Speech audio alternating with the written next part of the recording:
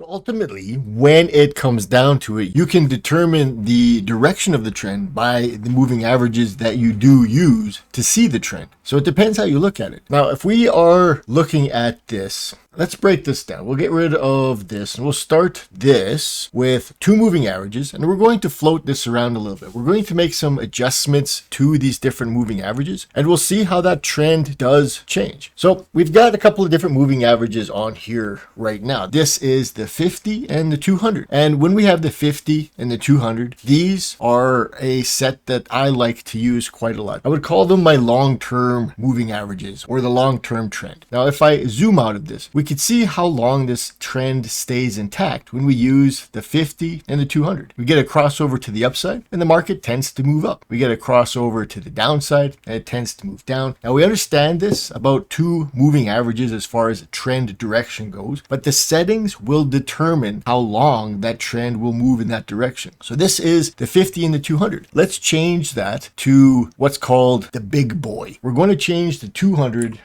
to the 800. And we're going to change that 50 to the 200. Now, there is a firm that I work with that uses this 800, and they do call it the big boy. It's the Trinitas with the 800 added to it. But we can see how much longer a trend stays intact when we have these longer moving averages. I have to zoom way out in order to see this. We get the crossover to the downside here, and this whole section stays intact. It stays as a downtrend, where when we had that 200 and the 50, that trend was changing. So let's do that. Let's add the 50 to this 200 and 800 combo, and we'll see how those trends do change. So we'll make this one a 50. We're going to turn this one a different color so that we can see it. So let's make this one green. Now with the 50 and the 200, we get an idea of the trend. That's the trend that I generally like to trade. But we see how that trend changes direction depending on the settings that we're using. Here we've got the big boy settings. We've got the 800 and the 200. And right from this section in here, we get the crossover to the downside and all the way to this area here. So from here all the way to here, we've got a downtrend. Now, when we have the 50 and the 200, the downtrend is from here to here,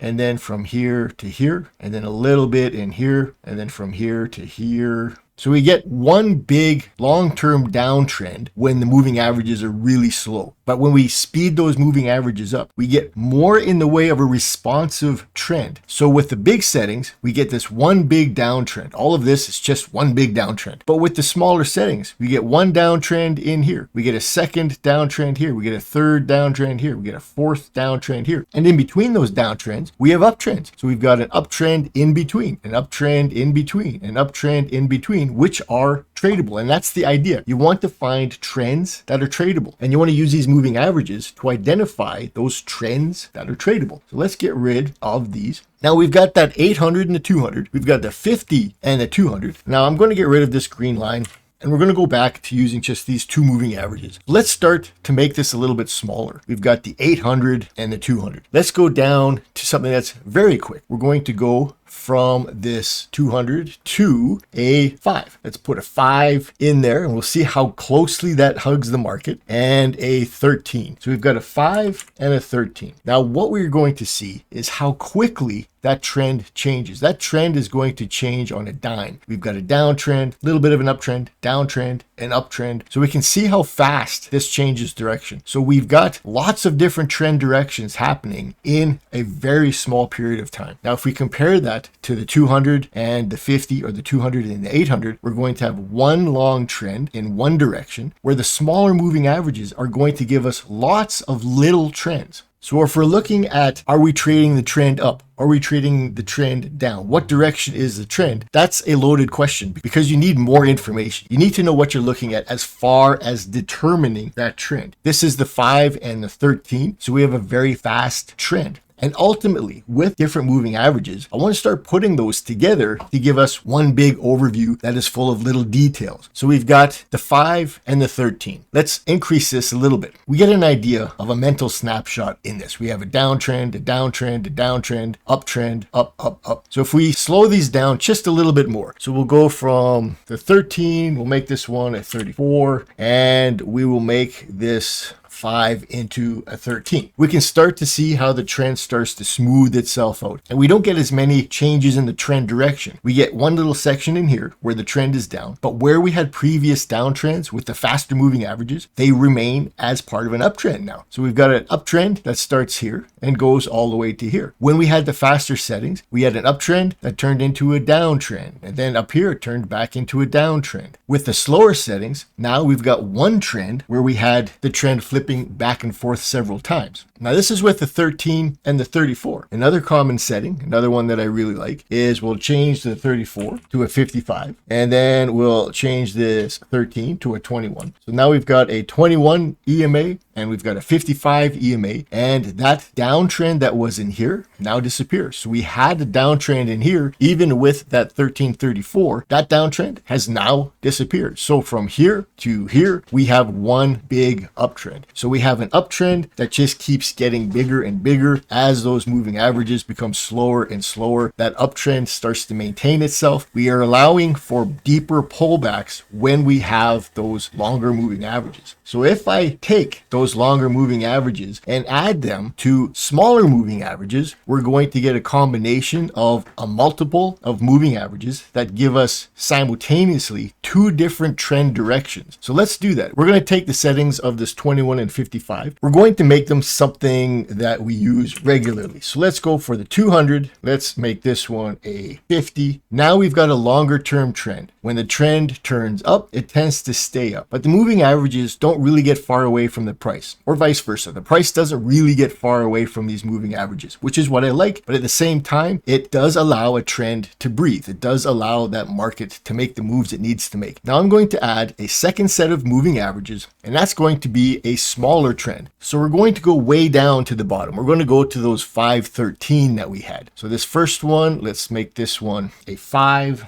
And then we have the 13. So we've got the 5 and the 13. And with the 5, I'm going to color that one red again so that we can see the difference between them. So from the blue to the red, we got our two sets of moving averages giving us two different kinds of trends. We can see with the longer moving averages, we get this one trend that goes up from down here to up here. So from this area, we have an uptrend. That is an uptrend with the 50 and the 200. Now let's look at the 5 and that 13. We've got an uptrend that's right here. We get a second uptrend that's right here. So we have an uptrend here. We have an uptrend here. Again, we have an uptrend that goes from here to here. So we have an uptrend here. And then from in here, we have a downtrend versus an uptrend as we have these moving averages in between these two longer term moving averages. We get a trend that is literally inside another trend. And when we see that there's one trend inside of another trend, we generally get a choppy, rangy market that is very, very difficult to trade. So we'll leave those kinds of trades alone. But when we look at this, when we compile two different trends and try to trade them together, we actually get some really good things. We get some nice opportunities. We have a long trend that starts right here as the 50 crosses above the 200. And then when we get the smaller trend turning up, we get an opportunity to trade. Again, an opportunity to trade. Again, an opportunity to trade. So we get these nice trade opportunities when the trends align themselves.